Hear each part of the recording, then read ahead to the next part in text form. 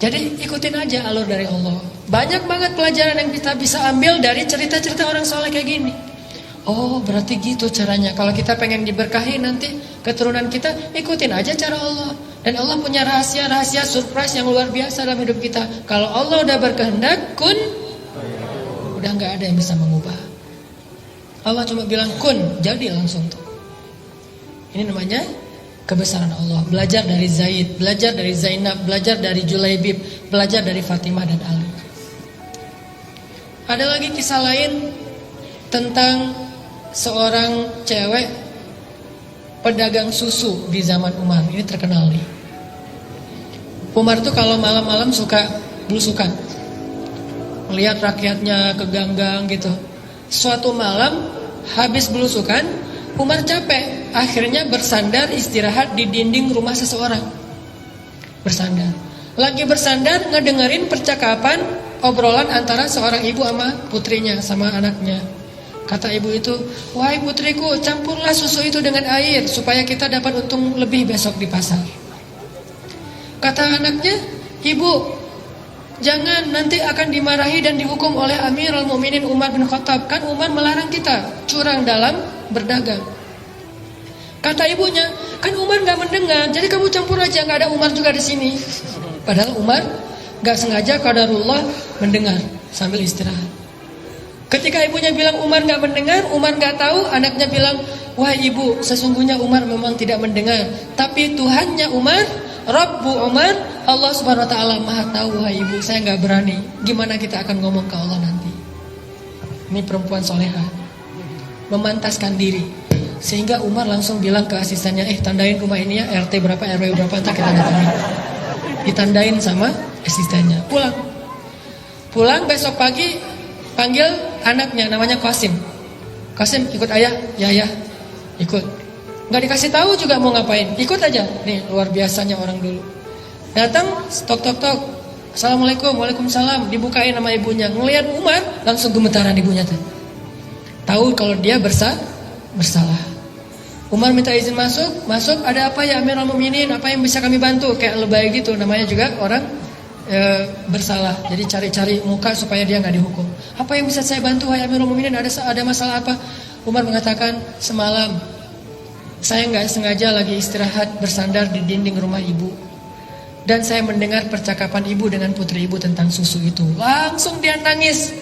Maafin saya wahai Amirul Mukminin, saya nggak jadi ngelakuin, saya dan segala macam, saya silap, saya maafin saya dan segala macam. Terus dia bilang, sesungguhnya Allah itu maha pengampun lagi maha penyayang.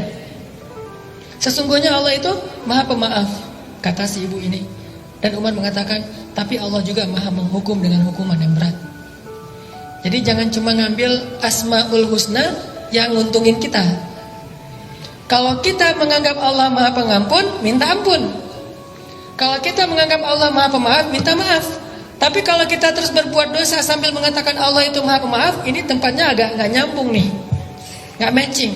Dia terus bikin dosa tapi dia bilang sesungguhnya Allah maha pemaaf, gak nyambung. Harusnya kalau dia bilang Allah maha pemaaf, minta maaf sama Allah. Kalau dia bilang Allah maha pengampun, istighfar kepada Allah, pasti Allah ampuni. Tapi kalau dia terusin dosanya sambil mengatakan Allah maha pengampun, dia tuh kayak memfitnah Allah, atau menuduh Allah seolah-olah Allah itu kayak gak tahu apa-apa gitu.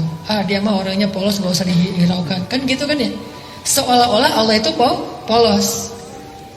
Padahal ada nama lain, Allah juga Dzuntiqam, Allah juga menghukum sesuai dengan dosanya. Tapi kalau minta maaf, Allah pasti maafin semua dosa tanpa ada pengecualian.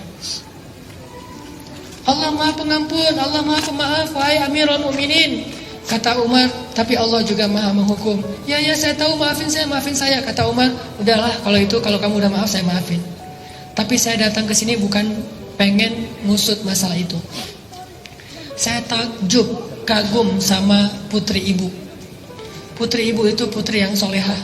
Ibu beruntung punya putri kayak dia, dan saya akan sangat beruntung punya calon menantu seperti dia. Langsung ibu ini kaget, mau menikahkan putranya Umar dengan perempuan tersebut. Sehingga ibu ini langsung manggil putrinya, siapa gitu namanya, panggil, datang ke sini. Terus Umar bertanya, wahai putriku, saya ingin menikahkan putra saya kepada kamu jika kalian dua-duanya setuju.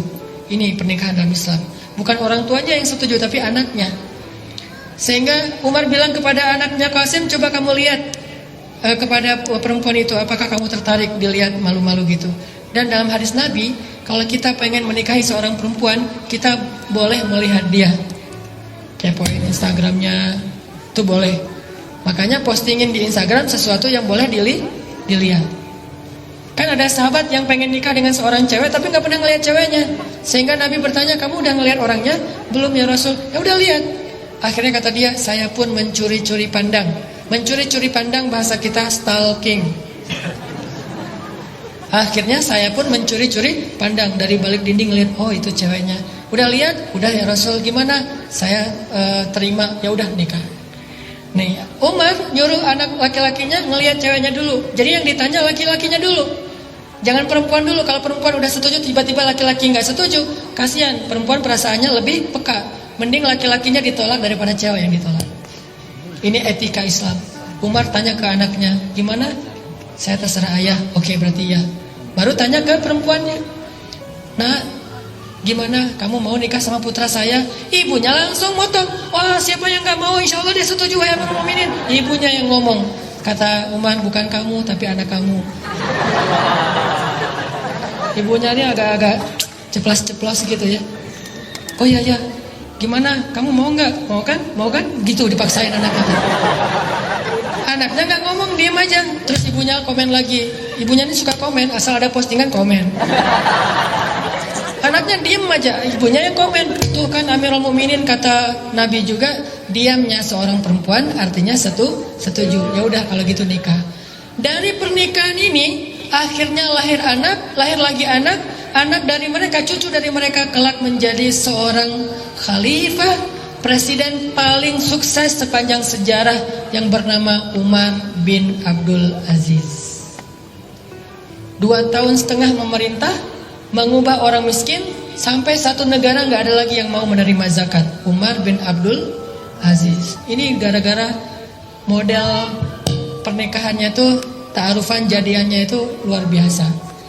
Apa pelajarannya di sini? Ternyata kalau kita pengen dapat imam yang paling keren, pantaskan diri kita untuk mendampingi dia. Kalau kita pengen punya makmum yang solehah kayak Khadijah, pantaskan diri kita seperti Rasul untuk menjadi imam bagi dia. Gak mungkin seorang imam yang gak bisa baca Quran ngimamin makmum yang hafiz 30 juz. Ini agak-agak gak sesuai dengan fikih nih. Kalau kita pengen ngimamin orang-orang yang hafiz, kita hafalannya harus lebih banyak. Kalau kita pengen ngimamin seorang cewek yang solehah, yang taat, kita harus lebih soleh. Gitu juga cewek. Kalau mau diimamin oleh imam yang soleh, kita harus memantaskan diri biar kita gak banyak protes.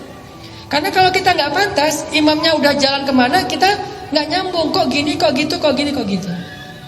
Makanya Allah gak mempertemukan kita. Daripada bertemu nanti malah rame. Kayak misalnya kita baru hijrah, jadi masih anak baru lah. Belum pro, hijrahnya masih amatiran, baru belajar. Sama kayak saya juga baru belajar, baru hijrah, belum terbiasa ke masjid, langsung ikut acara sholat tahajud 1 juz. Ini kan luar biasa ya. Gak apa-apa sih, cuma nanti kita lihat aja hasilnya. Makanya saya sering cerita, saya pernah ngadain acara tahajud di satu masjid di Al-Latif di Bandung, 1 malam 1 juz. Yang jadi makmum tuh anak-anak yang baru hijrah luar biasa, tatoan, rambutnya gondrong, tapi sholat. Di rakaat, di shaf paling depan. Begitu saya takbir, baru baca beberapa ayat, udah pada nangis di belakang. Saya heran, wah Masya Allah, ini orang baru hijrah langsung ngejos ya. Lebih soleh dari saya nih. Belum apa-apa udah nangis. Akhirnya saya ngerasa gak enak hati. Udah deh, saya nangis juga gara-gara mereka. Nangis. Gak enak sama makmum. Nangis deh. Dan nangis juga. Nangisnya luar biasa. Begitu selesai sholat saya tanya, kok kalian bisa gitu ya, sholat khusyuk banget sampai nangis-nangis segala? Ustadz, itu bukan khusyuk kata mereka. Ustadz bacanya kepanjangan. Ini nih kalau nggak nyambung makmum sama imam. Kenapa kok kita pengen punya imam yang sholat tapi belum datang juga? Karena mungkin kita belum menjadi seperti perempuan itu yang memantaskan diri buat dia. Kecuali kita pengennya yang biasa-biasa aja, besok juga bakalan datang. Karena kita pengennya terlalu tinggi, idealis, keren, berarti kita juga harus minimal mendekati. Saddidu wa qaribu, kata Nabi. Persiskan diri kalian, pantaskan diri kalian, atau minimal dekati sesuatu yang baik itu. Baru nanti dia datang. Jadi kalau pengen mempercepat kedatangan imam yang idaman itu, maka ayo kita akselerasi, memperbaiki diri sampai kita pantas bagi dia. Kalau pengen cepat bisa diterima lamarannya oleh seorang cewek yang idaman banget, maka pantaskan diri kita untuk ngimamin dia. Itu pesan dari adegan antara Umar dengan perempuan penjual susu. Ini cerita-cerita orang yang luar biasa. Cerita-cerita kayak gini tuh terjadi dan banyak hikmahnya. Kita belajar dari mereka.